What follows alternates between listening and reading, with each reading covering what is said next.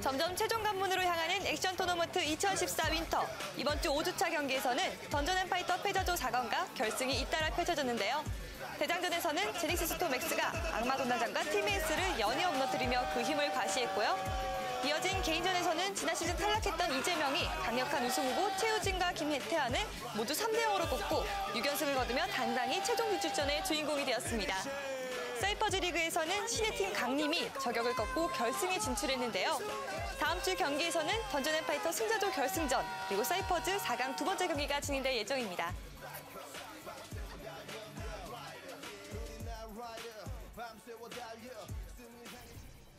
LOL 마스터즈 리그 개막이 얼마 남지 않은 가운데 드디어 출전팀 라인업이 공개되었습니다.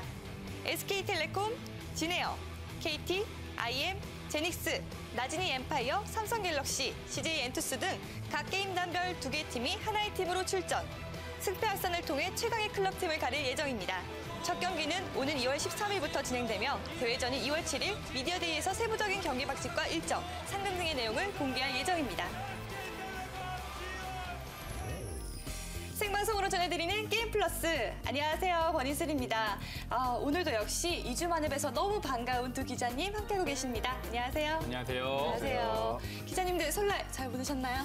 예, 설날하면 아무래도 세뱃돈이 가장 큰 이슈죠. 옛날엔 제 어렸을 때는 세뱃돈을 받아서 이렇게 게임도 사고 그랬던 재미가 있었는데 아무래도 나이가 들다 보니 세뱃돈을 줘야 되면 그래서 굉장히 부담스러웠습니다. 그만큼 시간이 흘렀죠. 네. 네. 기자님, 네. 저는 한 3일 정도 쉬었는데요. 네. 저는 롤챔스 윈터 좀 몰아봤어요. 그리고 한번 쫙 보면서 한번 봤고, 그다음에 지니어스, 그다음에 응답하라 1등고사 하면서 굉장히 또 편하게 보내셨네요. 네, 아무래도 모바일 게임도 좀 하고 막 총각의 가장 특권인 것 같습니다. 총각의 특권, 집안일은 안 도와주셨나요? 네, 뭐 방식은 다르지만 다들 유쾌하고 아주 즐겁게 연휴를 보내신 것 같습니다. 한 주 사이에도 게임계에 정말 많은 일이 있었는데요. 2월 첫째 주 새로운 마음으로 게임 플러스 그 첫 번째 소식, 정말 반가운 분들을 만나고 왔습니다. 직접 만나뵙고 왔는데요. 함께 만나보시죠.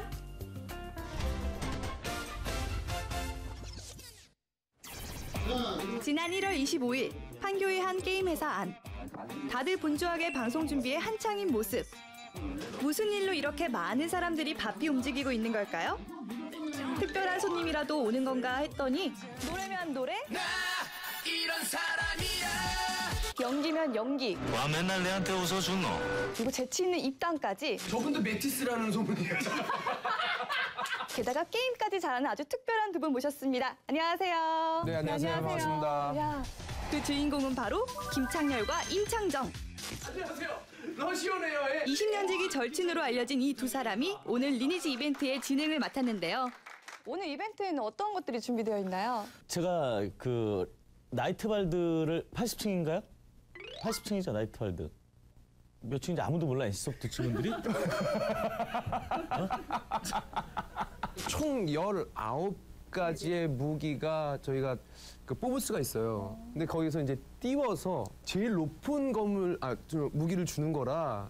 16년 역사를 자랑하는 리니지. 2014년 새해를 맞아 유저들을 위한 특별 이벤트를 기획했다고 하는데요. 리니지 아이템을 인챈트해서 승부를 가리는 대결 러시온 에어. 리니지 마니아로 유명한 우리의 창브라더스가 이런 자리에 빠질 수 없죠. 정말 1년을 잡아도 안 나온다는 그 나이트발드 검을. 그러면 우리 그렇게 하자. 나발이 나오면 우리가 7이 떴어. 우리가 가자. 우리가 가죠? 안 한다 그러고. 안 한다 그러고 방송 접고. 미안하게 됐다. 죄송합니다. 네. 저희가 워낙 고가라. 말은 이렇게 했지만 막상 이벤트가 시작되자 유저들과 한마음이 된 창브라더스. 게다가 임창정 씨는 리니지 전체 서버에 한 대도 없었던 무기를 획득하기도 했는데요. 커치의 검을 무려 9강까지 인챈트해 대박템을 만들어냈네요.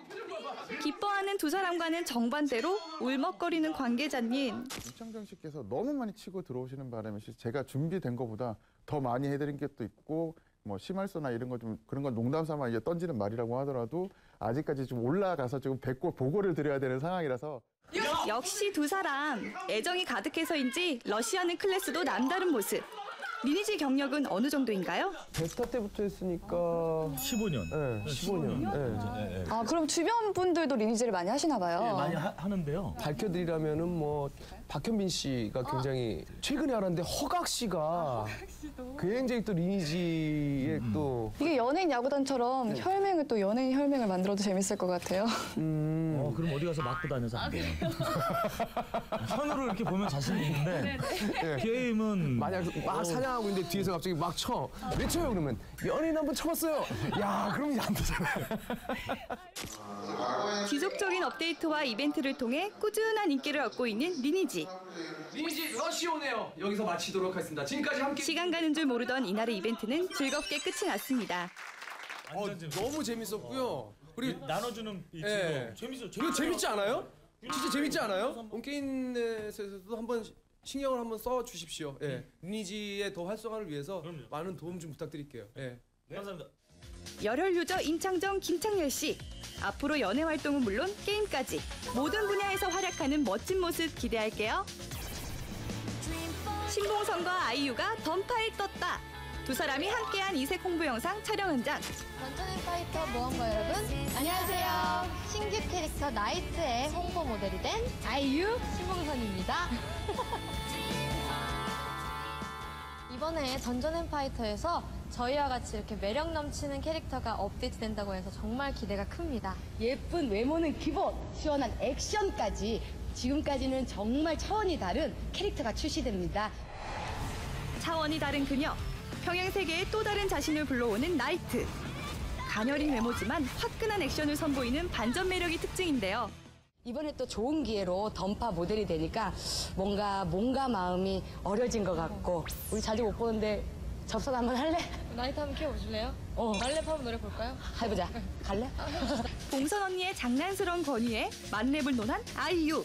6대 던파걸로 활동한 경험이 있어 던파에선 어엿한 선배님이죠. 정말 재미있게 찍은 아이유와 신봉선 2인 1역 연기도 영상을 통해서 확인 부탁드려요. 신규 캐릭터 나이트로 변신한 아이유. 아찔한 검술과 화려한 액션씬까지. 이어서 강렬한 눈빛을 뿜어내며 신봉선 등장. 폭풍 카리스마를 선보였는데요. 거울 보는 그런 느낌? 네, 진짜 약간 우리 언니 같고. 되게 예뻐 보이는 거울 보는 느낌이 있어요. 2014년에는 더욱더 밝고 멋진 아이유? 신봉선의 모습도 많이 기대해주세요. 기대해주세요. 쌍둥이 자매같이 똑 닮은 아이유와 신봉선. 두 사람의 활약 던파에서 직접 확인하세요. 네, 리니지 열혈 유저이신 김창렬, 임창정 씨를 직접 만나고 왔는데요. 두 분 모두 게임에 대한 열정이 정말 대단하시더라고요. 야, 요번에 리니지에서 구강검이 나왔죠. 이거 거의 리니지 전섭에서 찾아보기 힘든 건데요. 아마 많이 즐기셨던 분들, 아마 10년 넘게 즐기셨던 분들 진짜 눈이 번쩍번쩍 하셨을 것 같아요. 그러니까요. 그 자리에서 환호성도 지르고 정말 장난이 네. 아니었습니다. 네, 그리고 두 분 모두 앞으로 리니지에서 자주 뵀으면 정말 좋겠습니다. 그리고 아까 보셨듯이 신봉선, 아이유 씨 만나 뵀는데요. 남녀 불문하고 스타들도 게임에 이렇게 자주 참여하니까 굉장히 좋더라고요. 예, 뭐 어떻게 보면은 또 스타들도 많이 게임을 즐기지만 요즘 스타 마케팅을 요즘 특히 더 많이 하는 것 같아요. 요즘 같은 경우는 특히 그 온라인 게임 같은 경우는 뭐 그 수명이 좀 길기 때문에 좀 덜하지만 모바일 게임 같은 경우는 사실은 하루에도 뭐 하루가 멀다고 엄청 나오잖아요. 그러다 보니까 사실 그 많은 모바일 게임들 중에서 사실 눈에 딱 띄기 위해서는 스타를 채용해갖고 스타가 광고 모델로 되면은 정말 이것만큼 좋은 게 없는 것 같아요. 그리고 뭐 만약에 그 네트워킹 게임상에서 또 스타를 만날 수 있다라고 하면 그건 굉장히 좋긴 한데요. 대신에 이제 스타와 이제 광고 계약이 끝났을 경우에 그때부터는 이제 진짜 게임성으로 한번 승부를 봐야 되잖아요. 그런 부분들은 좀 있는 것 같습니다. 네, 스타와 함께 즐기는 게임 저는 친숙해서 굉장히 좋더라고요. 다음 소식은 최고의 인기 게임 리그 오브 레전드에서 최초로 여성 유저들을 위한 여성 리그를 개최했다고 합니다. 그래서 찾아가 봤는데요. 지금부터 함께 보시죠. 지난 1월 26일 e스포츠 경기장. 오늘따라 유난히 경기장 곳곳에 여성들의 모습이 많이 보이는데요. 이것이 평상시 우리가 흔히 알고 있는 e스포츠 경기장 현장. 그런데 대체 뭐 때문에 이랬던 남탕이 이렇게 여탕으로 바뀐 걸까요? 그 이유는 바로 겨울방학 시즌을 맞아 온게임넷에서 기획한 롤 아마추어 챌린지 레이디스 때문.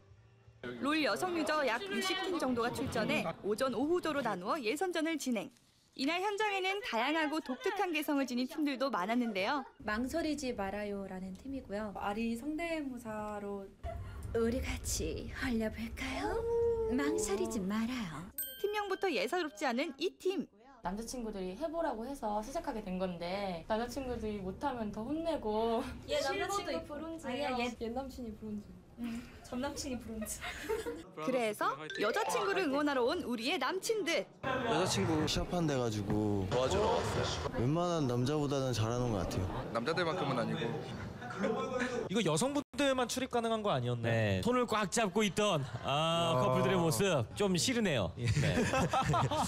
남친들의 열렬한 응원 속 5호조는 생방송으로 진행. 이현우, 이동진, 김태영 해설위원이 함께했는데요. 여성들의 경기력 어떨 것 같아요? 일단 너무 기대가 돼요. 의외로 고수가 많다. 얼마나 대단하길래 고수라고 하는 걸까요? 일반승이 일단 2000승이 넘습니다. 다이아 4, 둘 다이아. 그러나 이렇게 높은 계급의 선수들이 있는 반면 낮은 계급의 선수들도 있었습니다. 전 시즌 다 실버 골드예요. 시어는 단지 그냥 겉모습 그런 거기 때문에. 그렇다면 이 선수들 실력도 낮을까요? 일하게 못했다. 이거 자, 잡을 수 지금 있어요. 좋아요. 잡을 수 있어요. 지금 좋아요. 저만 걸렸고. 플레이를 잡았어요. 네. 저 정글 플레이어가 실버 티어예요. 네. 이건 믿을 수 없는데요. 방심은 금물. 낮은 계급이 무색할 정도로 무서운 실력을 보여주며 승리를 쟁취. 롤은 팩이다. 네. 보셨죠? 한가닥하는 실력파 여성들이 모두 총출동한 롤 레이디스 대회. 그중에서도 단연 돋보인 참가자가 있었으니 저는 서포터 쓰레시나 망설이지 말아요 팀의 쓰레쉬. 맞아요. 하지만 미모도 상당한데 플레이 솜씨까지 감탄이 절로 나오네요. 그 쓰레쉬를 보면서 그러니까 외모를 떠나서 외모도 쓰레쉬급이었지만 아니야 잠깐만 쓰레쉬급 칭찬이에요. 쓰레쉬의 플레이급이었지만 저분이랑 나 같이 바텀 가고 싶어. 한편 비주류 챔피언을 선호하는 여성 참가자들의 모습도 종종 볼 수 있었는데요. 모르가나 해보고 싶습니다. 태연이 좀 편할 것 같아서. 미드로 가서 자이라를 해봤는데 딜이 진짜 너무 세서 좋더라고요. 다양한 챔피언으로 플레이, 새로운 메타 조합을 선보인 우리의 여성 참가자들. 트렌드 세터 정신이 가득하네요.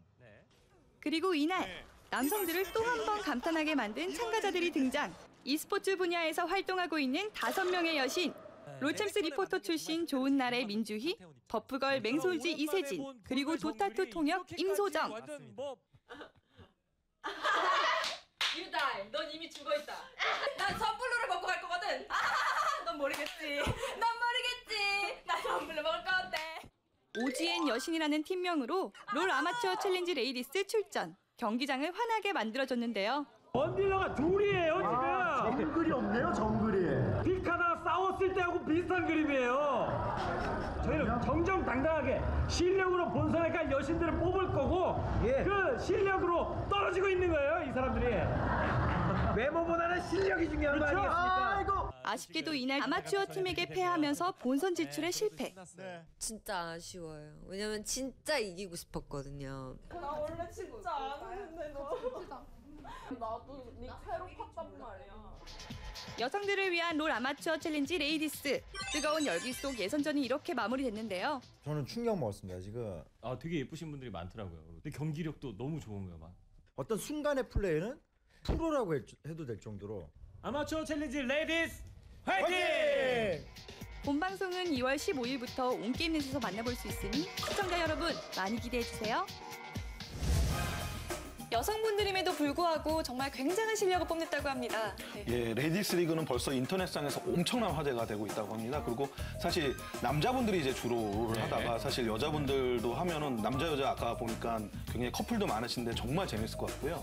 사실 리그 오브 레전드라는 게임 자체가 원래 여자분들에게 굉장히 좀 특화된 게임인 것 같아요.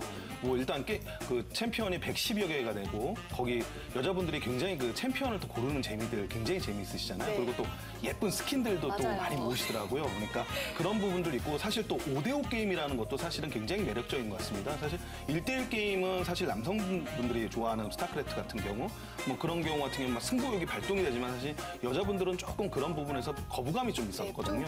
그런 면에서는 5대5를 하게 되면은 조금 편하게 또 자기의 롤에 맞게 이렇게 할 수 있으니까 그런 면에서 굉장히 또 재밌는 것 같습니다. 근데 이번에 보니까 또 이제 롤챔스 스프링 시즌도 노리고 있는 여성 팀도 있다고 하니까 큰 화제가 된 것 같습니다. 뭐 권인수 씨도 뭐 잘하시잖아요. 왜냐면 좋은 나라 씨가 참여한 OGN 여신팀 한번 다음번에 참가해 보시는 건 어떠신지요? 저도 불러주시면 참여 의향이 있습니다. 뭐 열심히 계속 연습해서 꼭 한번 도전해보고 싶네요. 네, 이번에는 전문평가단이 참여한 공식 게임 순위를 만나볼 시간입니다. G랭크 함께 보시죠.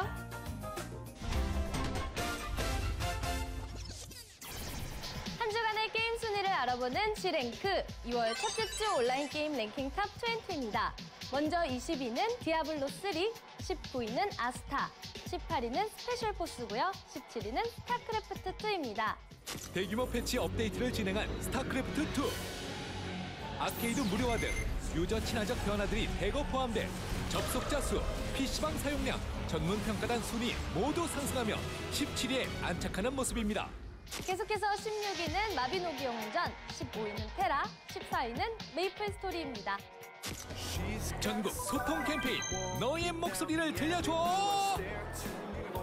게이머와 교감하기 위해 이벤트를 개최한 메이플 스토리.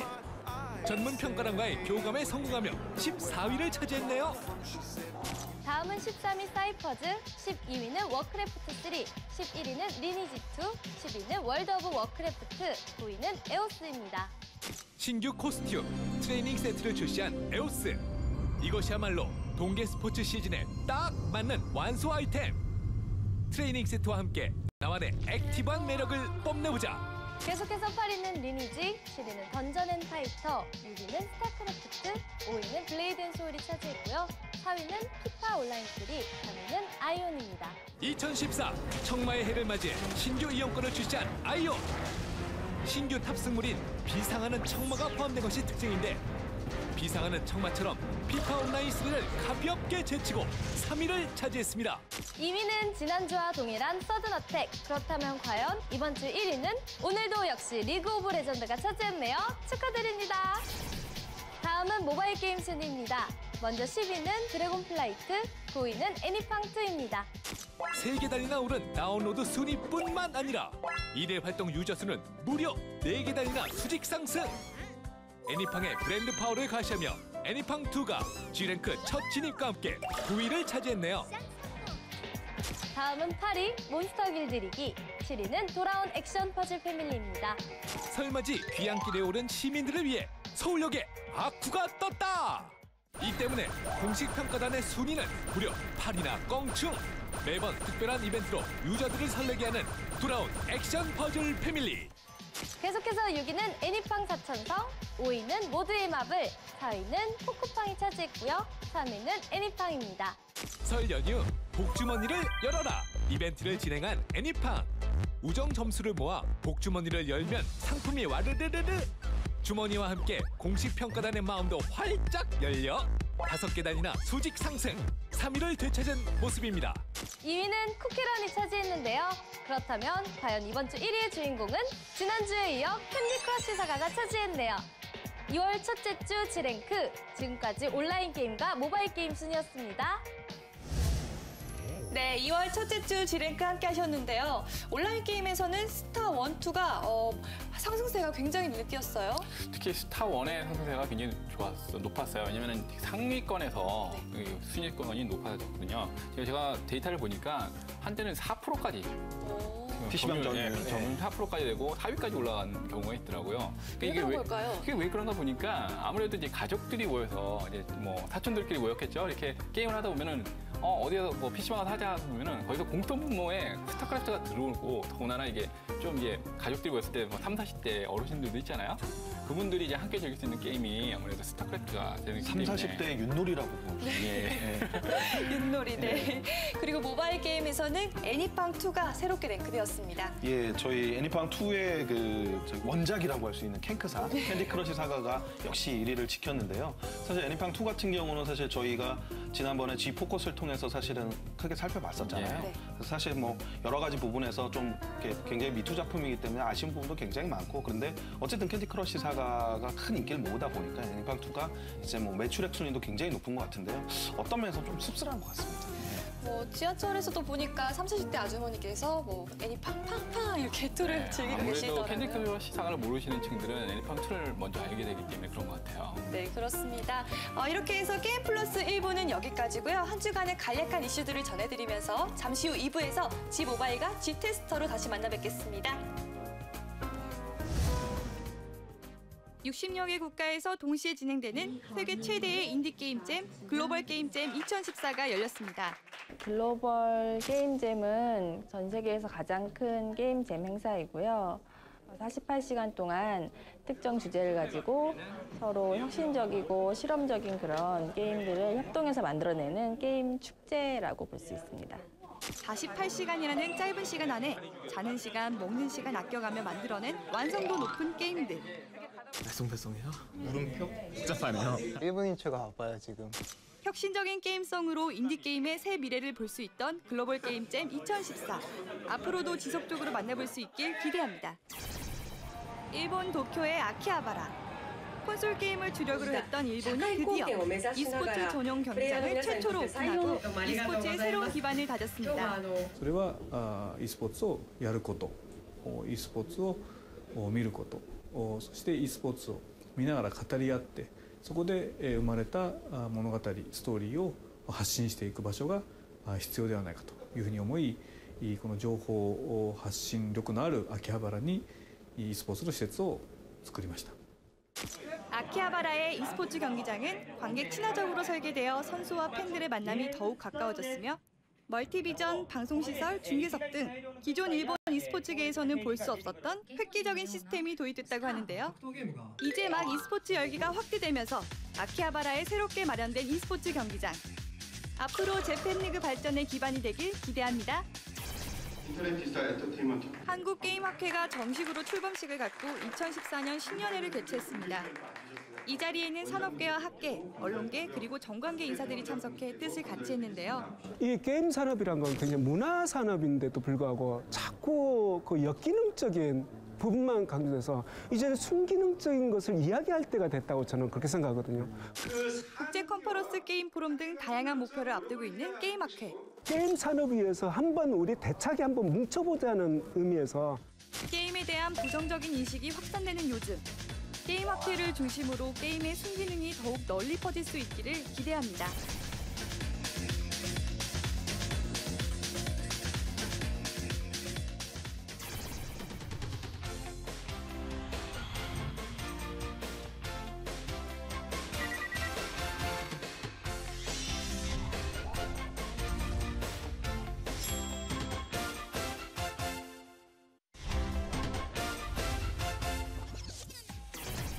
에이자와 함께하는 게임 플러스 G모바일. 안녕하세요.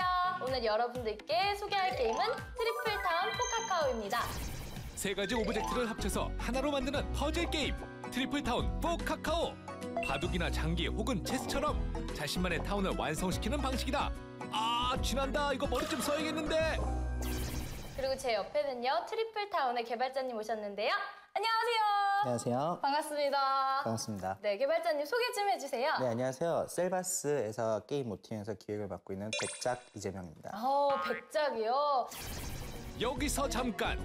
트리플타운에는 총 9가지의 계급이 존재하는데 후작과 공작이 되기 위해서는 각각 상위 30%, 10% 안에 들면 자동으로 레벨업!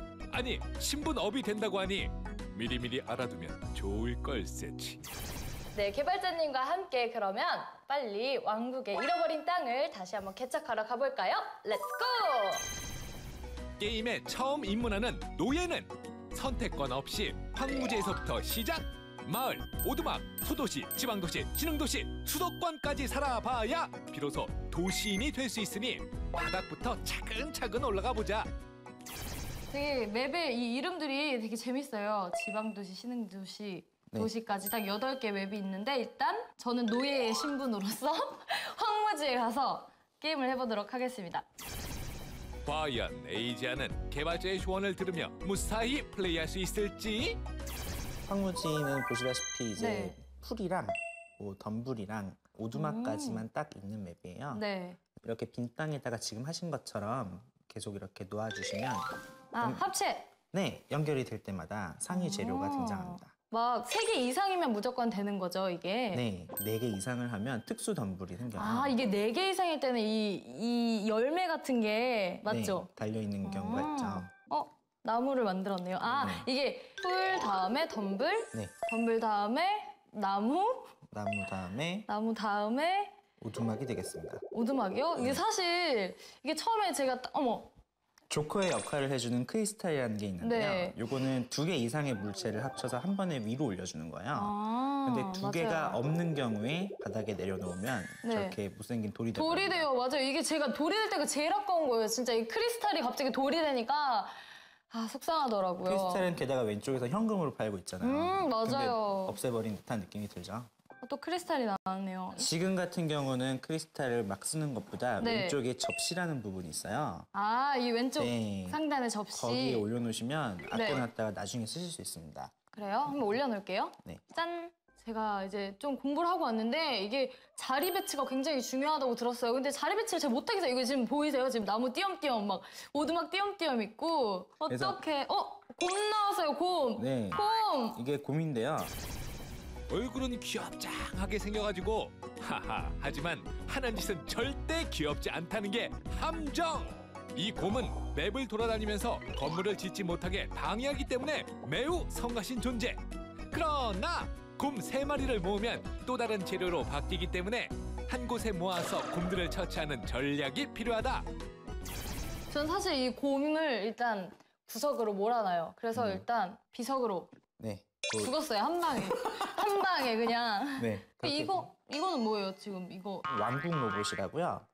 이 맵에 존재하는 모든 걸 부실 수 있는 불도저 같은 놈이에요. 하지만 생명체인 곰을 누를 때는 죽이는 역할로 동작을 합니다. 이렇게 좀 애매하게 2칸 남는 이런 경우가 굉장히 애매해요. 퍼즐할 때 제일 조심하면서 해야 될 부분이 그렇게 외통수 만들기가 제일 지금처럼 놓으면서 이제 죽을 수밖에 없는. 다음에 뭐가 나올지 모르는 상태에서 네. 칸들은 막혀가고 채워져야죠. 네, 이렇게 되면 덤불 나와라, 덤불! 그대로 죽을 것 같네요. 덤불! 아이고! 덤불! 가셨습니다. 끝까지 안 나오네요. 그래도 훌륭하신데요, 이 정도면.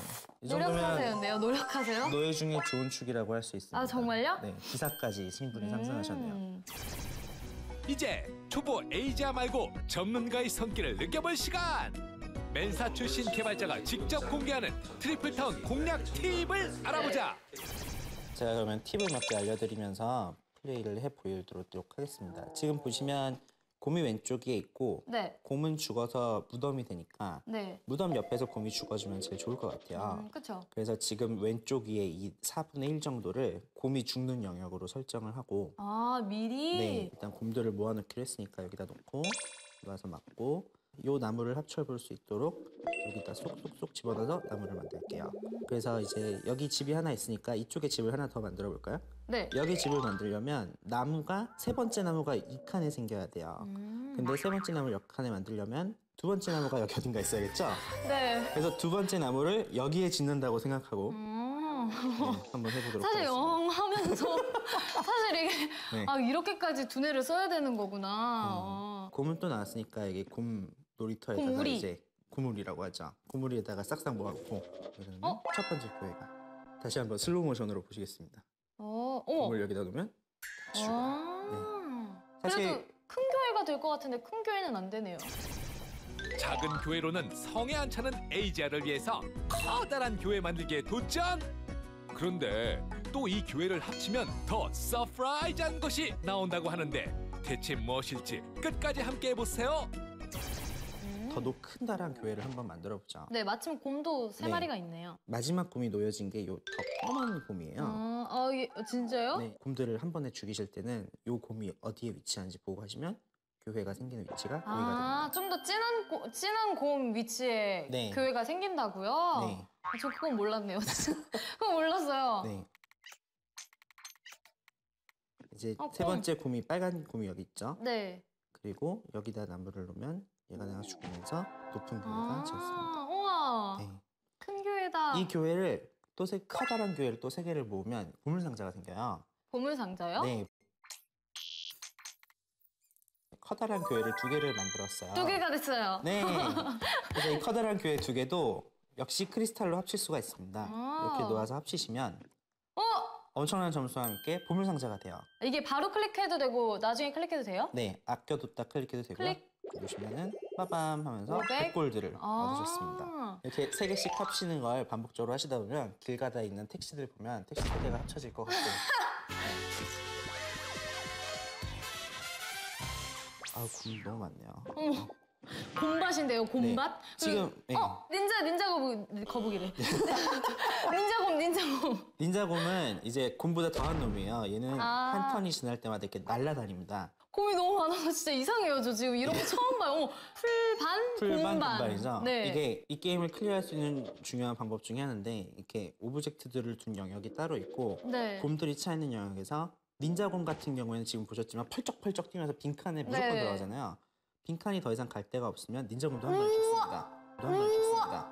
그래서 대박. 한 번에 정리가 되는 경우가 있죠. 이어 또 다른 팁을 공개하는 개발자. 하위가 상위로 올라오면서 모든 오브젝트가 합쳐질 때 더 많은 점수가 오르니 아무렇게나 상위로 만들지 말고 머리를 써서 신중하게 놓아야 한다는 점 잊지 마세요. 이거는 이제 저희가 준비해온 지도인데요. 네. 이제 저희가 지을 수 있는 아까 막 말씀드렸던 그게 이게 순서대로 막 이렇게 다 있어요. 그래서 이렇게 아이템들을 사서 하나씩 놓아보면 나무를 놔서 여기들이 집이 되고 여기 이제 집들이 합쳐지면은 또 이 대저택이 될 텐데 대저택도 같이 합쳐지. 근데 이 대저택들이 또 상위로 올라가니까 네. 이 파란색 우와. 성이 되기 때문에 여기는 다 합쳐질 거예요. 어머, 이거 그럼 점수 엄청 오를 것 같은데요? 봐보죠. 그죠? 1,500, 5,000, 2만, 뭐예요? 못 읽었어요? 10만입니다. 우와. 트리플타운의 최종 건물인 호화궁전 트리플 캐슬. 마지막 관문으로 난이도는 꽤 높지만 이걸 성공하면 나처럼 백작이라는 신분을 얻을 수 있다는데 일종의 승급 시험으로 유저들의 궁극의 목표이다. 트리플 캐슬을 짓기 위해선 하늘성 4개가 필요해요. 이게 어떻게 말해요? 준결승이라고 이게 어머! 이게 저희 게임의 가장 고난이도인 트리플 캐슬이고 이거를 완료했기 때문에 이제 백작이라는 이걸 만드셔서 개발자님이 백작이 되신 거죠? 네, 이 위는 멋있어요. 간단하게 즐길 수 있는 캐주얼 모바일 게임들이 대세인 요즘. 하지만 트리플타운은 달라도 너무 많이 다르잖냐. 한 턴 한 턴 신중을 기해서 머리를 이리 굴리고 저리 굴려야 하기 때문에 그래서 더욱 신선하게 다가오는 두뇌 회전 게임. 단 머리에 쥐 100마리가 뛰어다닐 수 있으니 주의하시길. 게임이 좀 어렵기도 하면서 이게 시간 가는 줄 몰라서 또 재밌는 게임이라고 할 수 있는데요. 개발자님, 유저분들께 한 말씀 부탁드릴게요. 천천히 게임을 즐겁게 하시며 삶도 게임도 열심히 잘해주셨으면 감사하겠습니다. 네, 저도 빨리 더 열심히 해서 두뇌가 좋아지도록 하겠습니다. 네, 지금까지 트리플타운 함께 하셨습니다. 개발자님 나와주셔서 감사합니다. 감사합니다. 감사합니다. 세상에서 가장 맛있는 게임 해피해피 브레드 4 카카오. 갓 구운 따끈따끈한 베이글과 초콜릿이 사르르 녹아든 브라우니까지. 체계적인 커리큘럼에 제빵 스쿨이 존재한다고 하니 척척 쌓이는 노하우와 함께 해피해피 브레드 최고의 파티셰가 되어보자. 끝말잇기에 캐릭터와 액션을 더하다. 싸워라 워드킹 4 카카오. 개성 넘치는 6종의 캐릭터와 함께 비슷한 실력의 상대를 적절히 매치해주고 다양한 아이템을 활용해 단순한 끝말잇기보다 더 스릴 넘치는 게임을 진행할 수 있다. 손끝에서 펼쳐지는 통쾌한 단어 배틀. 이제는 진정한 워드킹에 도전해보자. 이야, 맨사 출신의 백작 개발자님의 실력을 보니까 이게 막 하는 게 아니더라고요. 정말 두뇌전이 필요한 게임인 것 같은데 그러고 보니까 요새는 턴제 게임이 유행을 하는 것 같아요. 아무래도 턴제 게임이 유행하는 건 디바이스의 변화 때문에 그런 것 같아요. 모바일 게임을 많이 즐기다 보니까 이 모바일이라는 게 기본적으로 많은 간섭들이 들어오잖아요. 기본적으로 뭐 전화가 오기도 하고요, 문자가 오기도 하고 뭐 심지어 뭐 다른 SNS가 오기도 합니다. 근데 이럴 때 갑자기 게임을 하다 서버리면은 굉장히 화가 나거나 아니면은 게임 하기 싫어져요. 이런 걸 딱 극복하기 위해서는 어떻게 보면 턴제라는 게 굉장히 좋은 장르가 되겠죠. 아, 맞아요. 하기는 이게 이렇게 뿅뿅뿅뿅 하고 있는데 띨링 와버리면은 정말 승질 많이 나거든요. 네, 그렇습니다. 이렇게 복잡한 게임이지만 G테스터에서도 이번에는 두뇌 플레이를 요구하는 턴제 대박 게임을 다뤄봤다고 합니다. G테스터 4인방 함께 만나보시죠.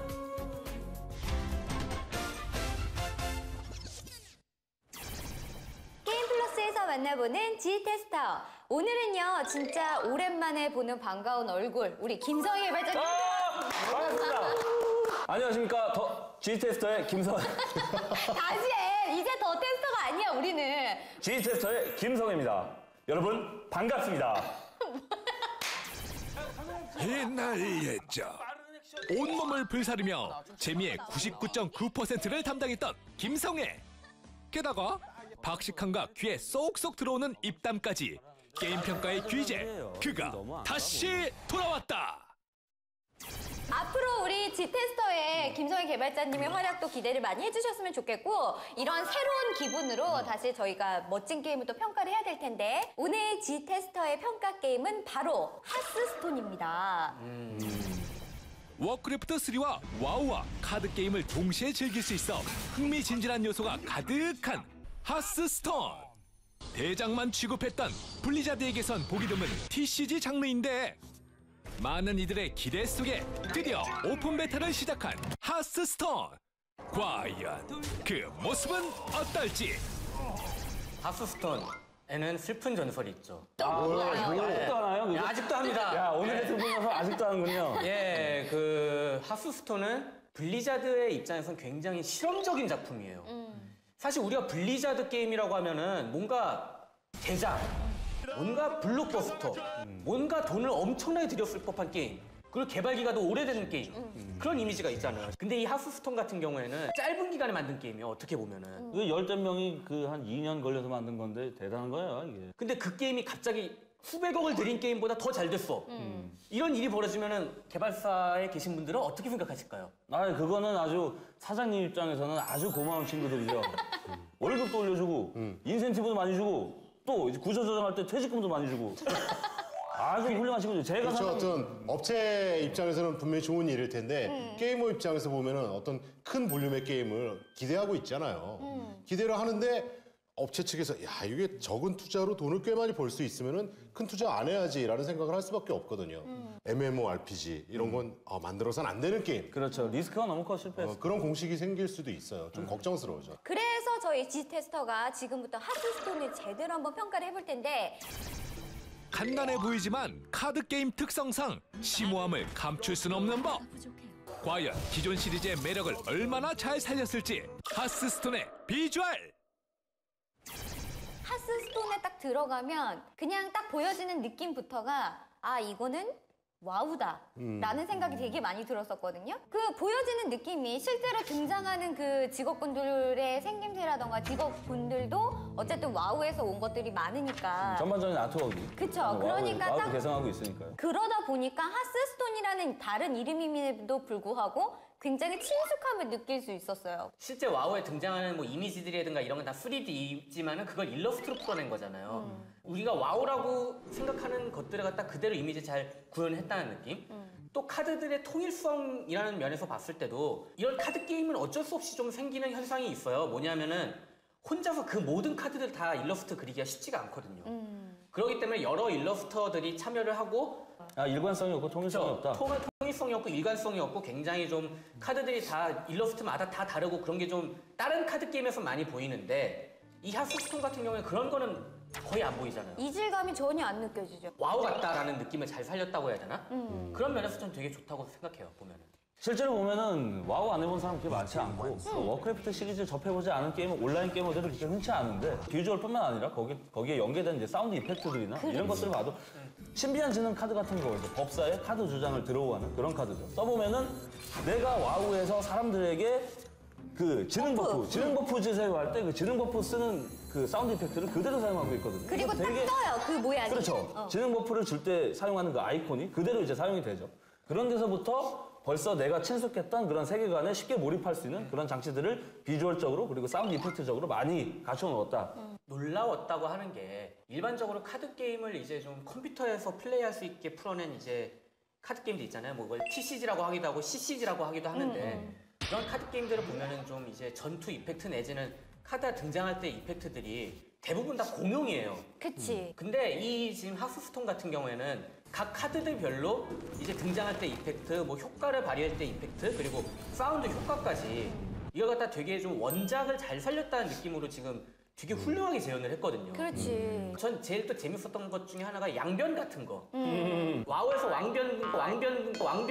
왕변이란다. 양변이. 왕으로 변신시키면 큰일 납니다. 양변 그 특유의 사운드와 이펙트가 제대로 그대로 게임에 딱 드러나잖아요. 그 당했을 때 그 황당함은 그 내가 와우에서 당했을 때 황당함과 똑같아.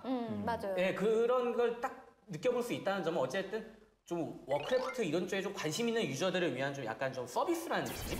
워크래프트에서 본 그대로, 와우에서 느낀 그대로 친숙하게 다가오는 하스스톤. 하지만 와우를 해보지 않은 유저들은 뭐가 뭔지 모를 터. 카드의 일러스트만 보고 TCG 장르에 관심을 가지는 유저들도 많다는데 과연 4인방은 어떻게 생각할지? 왜 카드 게임을 하세요라고 물어보면은 게임성이 정말 훌륭해서요 라고 대답하는 사람은 거의 없어요. 이거 뭐라고 대답하나? 그분들은 이쁜 카드 모으기 위해서, 일러스트가 좋아서, 미소녀 카드 모으기 위해서, 내가 어떻게든지 이 미소녀 카드를 어떻게든지 강화해가지고 한꺼풀이라도 벗기기 위해서. 그렇지. 그게 이제 수집욕인데, 그래서 그쵸? 아까 말씀하셨듯이 TCG라는 장르가 이제 CCG라고도 불리는 게 그 앞에 C가 컬렉터블이거든요. 그러니까 그 실제로 수집욕을 자극하는 것이 또 이 장르의 가장 큰 특징이라고 할 수 있죠. 그쵸. 카드 게임에서 비주얼의 99%는 사실 카드예요. 그거 외에 연출은 제대로 꾸며져 있는 게임이 거의 없다고 봐도 솔직히 될 거예요. 일러스트가 예쁘든 뭐가 되었든 과연 하스스톤에 그렇게 좀 유저들의 좀 이 잠재되어 있는 이 좀 게이머로서의 혼을 갖다가 불태울 만한 그런 좀 일러스트가 되었든 뭐가 되었든 그런 게 비주얼적으로 있느냐? 비주얼적으로. 알렉스트라자 같은 경우에는 만약에 용으로 지금 그려져 있잖아요. 그렇죠. 걔가 인간 폼, 여성, 알렉스트라자가 와우에서 얼마나 이쁘게 그 모델링이 되어 있는데 카드도 그렇게 일러스트가 반영이 됐으면은 난 그 알렉스트라자를 뽑기 위해 가지고 10만 원, 20만 원까지 다 질렀어 그냥. 아 그냥 카드가 예쁘면은 지금 그렇죠. 아니 그러니까 모니터 위에 표시되는 그 그래픽 쪼가리들이 그냥 예쁘면은 그래서 10만 원, 20만 원 된다고. 그게 얼마나 게이머의 혼을 이게 불태운다 이게. 에? 내가 지금 여기서 어떤 생각이 드냐면 와우가 처음 우리나라에 이제 서비스를 개시한다고 이제 뉴스가 나왔을 때 그 밑에 이제 달리던 수많은 의견들이 생각나는데 그때 하나같이 달리던 얘기들이 뭐였냐면 안 된다. 이거는 그 그래픽에서부터 서양 특유의 그런 우락부락하고 동양에서 추구하고 있는 이제 흔히 말하는 이제 리니지식 무슨 블레이드 앤 소울식 그런 이제 미형 캐릭터들을 추구하는 그런 센스하고는 동떨어져 있거든요. 리니지식 미형 캐릭터에 길들여져 있는 우리나라 유저들에게는 통하지 않을 것이라는 얘기가 대부분이었어요. 하지만 게임성으로 그걸 극복했고 그래서 게임에 안착을 하고 나니까 그런 비주얼마저도 우리나라 유저들한테 충분히 어필을 할 수 있었다. 사실 그런 사례가 있는데 지금 느끼고 있는 것도 지금 하스스톤에서 이제 논란이 되고 있는 이 비주얼에 대한 부분도 사실 저는 그 비슷한 감정을 느끼고 있습니다. 그러니까 저도 얘기하고 싶은 거는 기존의 좀 모바일 카드 게임들, 카드 배틀 게임류가 밀려나서가 되었든 이제 바하무트가 되었든 이런 좀 우리에게 좀 모바일로 친숙한 이제 좀 카드 배틀 게임류 하고는 아예 다른 시각으로 봤으면 한다를 얘기를 하고 싶었는데 갑자기 좀 뭔가 좀 이게 욱했다고 해야 되나 이게. 굉장히 그럴 수가 용어로. 있어. 아니 그럴 수가 있어. 왜냐면 와우저의 입장과 그리고 또 TCG를 즐기는 그런 애니메이션이나 뭐 일러스트를 굉장히 중시하시는 분들의 시각 차이가 당연히 날 수밖에 없는 거는 충분히 얘기 나올 만하죠. 일반 카드 게임과는 조금 다른 면모를 보이지만 게임성으로 충분히 극복할 수 있다는 개발자의 말. 그럼 비주얼에서 느껴지는 게임성은 과연? 저는 조금 이 하스스톤이 내세우는 것 중에 장점인 거라고 생각이 드는 부분 중에 하나가 일반적으로 모바일에서 즐길 수 있는 TCG 같은 경우에는 내가 강한 카드, 예쁜 카드를 수집을 하되 이거를 내가 이 상황에서 꺼내 들거나 뭘 어떻게 하거나 이런 조작보다는 내가 그걸 덱을 구성을 해놓고 그 덱인 상태에서 전투를 하고 거기에서 예쁜 캐릭터들이 아야 이런 거 한 번씩 이런 거 한 번씩 하고 그리고 나서 뭐 승과 패를 정하고 끝나는 경우가 많은데 사실 하스스톤에서는 여러분들께서 만약에 모바일로 플레이를 많이 하셨던 분들이 전투 화면이 나올 거라고 기대를 하셨다면 안 나와요. 그건 실망하실 수 있어요. 근데 전투 화면이 없음에도 불구하고 나는 내가 진짜 머리를 써서 어떤 스킬을 낼 것인가를 생각을 하면서 정말 치열한 전투를 하는 거예요. 전투 화면이 없는데 치열한 전투를 할 수 있다는 거. 그리고 거기에서 보여주는 타격감이 또 없느냐? 그건 아니잖아요. 카드 게임에서 타격감을 논한다는 게 참 그래, 조금 여러 웃기긴 가지 해. 면에서 웃기기는 한데요. 근데 사실 타격감이라는 게 그 장르를 막론하고 내가 어떤 공격 행위를 했을 때 그 느껴지는 감정이라는 것은 이제 게임을 하는 데 있어서 가장 원초적인 부분이고 가장 기본적인 부분이에요. 장기 같은 거 둘 때. 그렇죠. 장기 둘 때도. 근데 장기 둘 때도 내가 장기 게임을 한다고 쳐봐. 그 차를 하나 잡았어요. 근데 차가 이게 뿅 사라진다고 생각해봐. 이거 사실 게임 하나만 안 들거든. 보드 게임으로만 딱 한정 지어놓고 생각하면은 대표적인 웹보드 게임에 있어서 맞고 고스톱 있잖아요. 내가 패를 먹을 때 얼마나 그 화려한 연출들이 나옵니까? 3고 할 때 4고 5고 할 때 쫙 이게 손에 달라붙는 손맛이라는 게 있거든. 이게 아무리 그 두뇌 싸움을 기본으로 하는 그런 TCG 장르라고 하지만 그렇다고 해서 타격감을 간과할 수는 없다. 그건 제 입장입니다. 그 부분에 있어서 하스스톤은 상당히 이제 TCG 중에서는 좋은 타격감을 보여주고 있다. 되게 열변을 토하셨는데 누가 타격감이 상관없다는 얘기를 한 적이 이상하게 그랬어요. 타격감 필요 없고 TCG에서 타격감이 무슨 소리냐 그랬어요. 저 사람이 잘못했구만. 나쁜 사람입니다. 전 아쉬운 게 그래도 블리자드인데 라는 건 있었어요. 뭐라고 할까 3D적인 연출이라든가 좀 이런 게 좀 화려하게 좀 약간 좀 들어갔으면 카드를 던졌을 때 참실함을 좀 줄 수 있었으면 했는데 옛날에 썼던 리소스를 다시 쓰는 것 같은 부분도 가끔 느껴지니까 이거 그래도 새 게임인데 바닥 자체는 2D예요. 이제 2D로 구성된 것처럼 여겨지는데 이제 리소스가 제작된 과정은 이제 3D 리소스로 제작이 된 건 맞는데 예를 들어 바둑이나 우리가 장기나 체스를 한다고 생각해 보세요. 블리자드 바둑 딱 나와서 이야 세계 블리자드인데 여기서만 들었으면 진짜 3D로 만든 거야. 형 기자님이 의견을 내서 형 기자 좋은 의견이야 해갖고 3D 바둑 나서 퓨빡 하면 3D로 바둑돌 주민되고 돌 하나 따먹어 그러면 이런 거 하는 말이야. 위에서 막 그 레이저포 팍 쏘러지고 막. 근데 과연 그것이 진짜 바둑이라는 그 게임 장르의 그 실제 타겟팅 유저들한테 과연 어필할 수 있겠느냐 그러니까 이거예요. 본질적인 재미를 느낄 그렇죠. 수 있겠느냐. 실제로 이 장르가 추구하는 기본적인 것이 무엇이냐를 다시 한번 생각하고 와야 돼요. 저는 개인적으로 이 TCG만의 긴장감을 살릴 수 있는 효과가 뭐가 있을까를 사실 블리자드가 고민을 했을 거란 생각을 해요.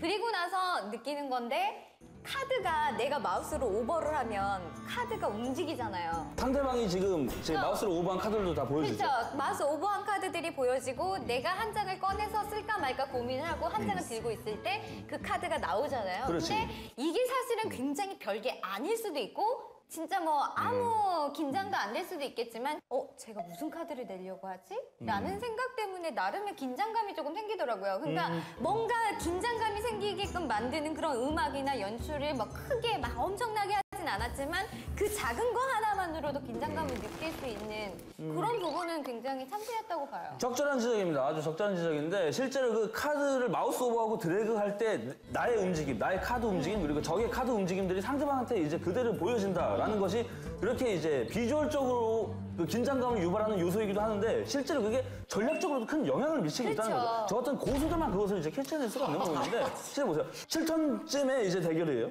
내가 모든 카드를 다 냈어. 이제 남은 만화가 빵이야. 근데 이 친구가 턴을 안 넘기고 저 친구가 뭐 하나 화면 위쪽이 이제 적이잖아 상대 플레이어. 그 친구가 카드 하나를 계속 만지작거리고 있단 말이에요. 그럼 그걸 뭐로 의미하느냐? 0코스트인데도 무언가 카드를 낼까 말까 만지작 하고 있다는 것은 그것은 0코스트에 내 카드 하나를 버리면서 상대방에게 4의 타격을 줄 수 있는 영혼의 불꽃이라는 카드를 이 친구는 소유하고 있구나라는 것을 충분히 우리는 유추해낼 수 있다는 거지. 네, 근데 알겠는데 게임 플레이는 이따 할 거잖아. 그렇지. 이따 콘텐츠가 따로 있군요. 네, 너무 집중하시니까. 이게 비주얼. 이 감이 없어 지금. TCG 장르란 게임의 본질만 따지면 부족하지도 지나치지도 않은 하스스톤의 비주얼. 그렇다면 그 긴장감과 타격감은 어떤지 직접 플레이하면서 느껴보자. 자, 이제 저희가 화제의 게임 하스스톤에 직접 플레이를 해볼 차례인데 어쨌든 그 저희가 외모로서 0팀, 올드팀 나눠가지고 좋다. 나이는 상관없고 외모로 나눈 거예요? 올드팀 이현수 PM, 김성애 개발자. 0팀 레나, 현 기자가 팀을 이뤄 자, 이제 저희가 상의하고 화제의 합심해 게임 하스스톤을 플레이한다. 상대 그리는 거지. 운이 안 따라주면 대기 하늘이 랜덤인 상황에. 자, 일단 일단 우리 후공인데. 네, 후공. 후공인데. 이게 뭘 뺄까? 네, 지금 굉장히 우린 일단 고코스들은 그러니까 여기서 이게 일단 이게 포커를 일단 우리 후공인데. 네, 후공. 후공인데. 이게 뭘 뺄까? 네, 지금 굉장히 우린 일단 고코스들은 그래서 일단 핸들을 전면 교체를 해보자고요. 너무 고코스트 카드만 물었어요 처음에. 뭐 좀 그렇게 나쁘지 나는 근데 개인적으로 후공이 더 좋은 것 같아요. 네, 후공이 정말 좋아요. 왜냐면 어쨌든 선택의 여지가 있기 때문에. 자, 예. 빨리 하시라고요. 약간 선택의 여지가 없습니다. 자, 여기서는 선택의 여지가 없네요. 애매하네요. 일단은 폭격수를 지금 쓰는 건 좀 안타까운 것 같고. 아, 폭격수를 안 쓴대요. 오케이. 아니 귓구녕을 막으라고. 화염구가 있구나. 화염구를 얘한테 꽂아 넣으세요. 좀 아깝지만 어쩔 수가 없다. 화염구를 이제 화염구 피해가 6인데 4의 피해를 저쪽에서 손실을 보는 거기 때문에. 날리시나요? 예, 그럼요. 죽여요. 괜찮아. 전혀 위축되실 필요가 없습니다. 상당히 귀찮은 만화지룡이 체력이 지금 1 남았으니까 갓격수라고 불리는 폭격수를 랜덤이지만 분명히 세 발 중에 한 발은 저 만화지룡한테 꽂힐 가능성이 충분히 있어요. 이게 나는 마음이 불안해.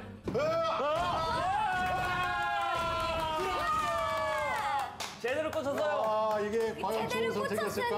피해가 있었잖아요. 뭔가에. 법사의 특기 중에 하나예요. 어쨌든 싹 정리가 가능해. 광역! 동전 떨구세요.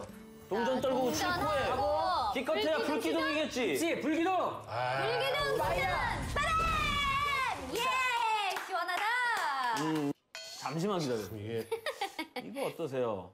그러면 혹시라도 이 하수인을 공격했다가 한 방에 이제 반격을 당해서 죽게 되면 상당히 이제 손실 크므로 고대 영혼을 걸어서 미리.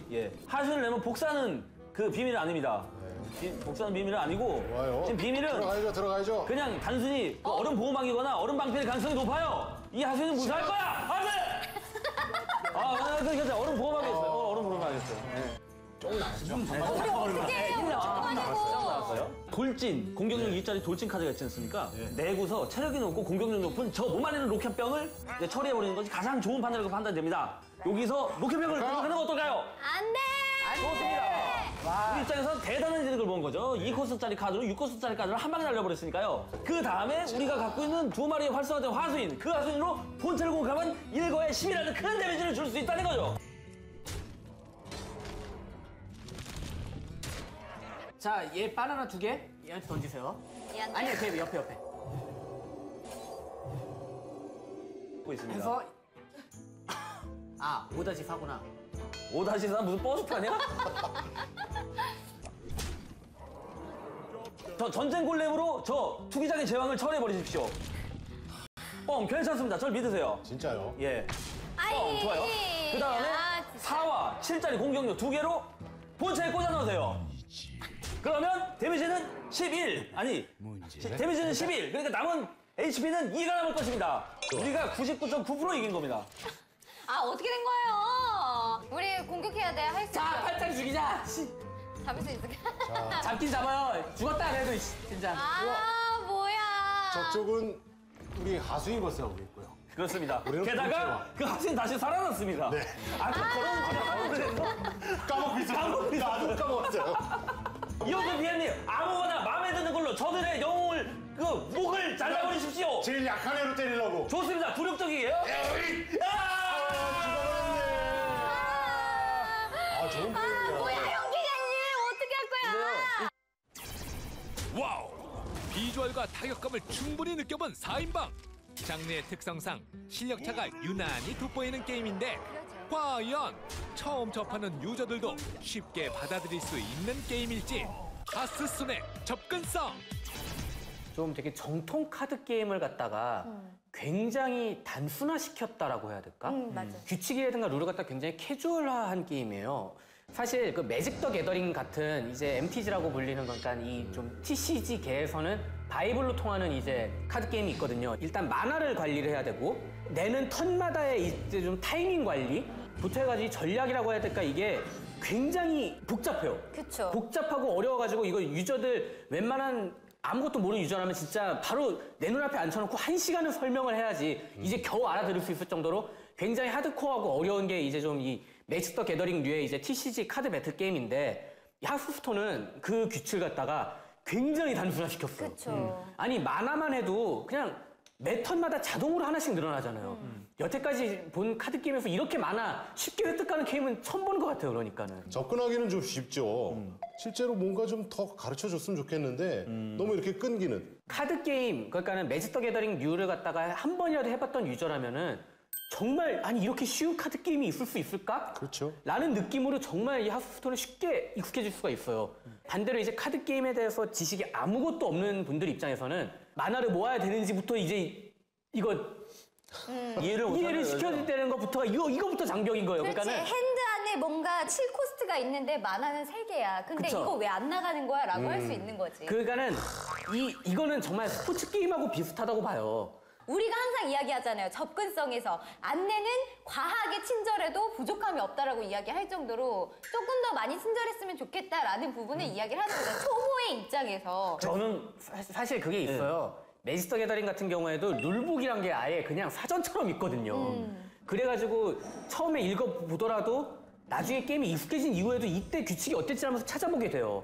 근데 하스스톤은 지금 그런 식으로 좀 유저들이 왜 이때 이 규칙이 이런 게 안 되는 거지? 라고 찾아볼 만한 좀 그 룰북 내지는 좀 그 안내가 저는 오픈할 때쯤에는 솔직히 그거 관련해서 좀 홈페이지가 잘 갖춰지고 그게 좀 인게임 도움말로 좀 그게 좀 잘 붙고 그럴 줄 알았는데 안 붙었대. 근데요, 제가 방송을 1년 쉬면서 제가 얻었던 가장 큰 깨달음이 무엇이었냐면 의외로 유저들은 친절하게 가르쳐주는 게임을 좋아하지 않습니다. 어떤 느낌이냐면 내가 바보야? 왜 이걸 다 가르쳐줘?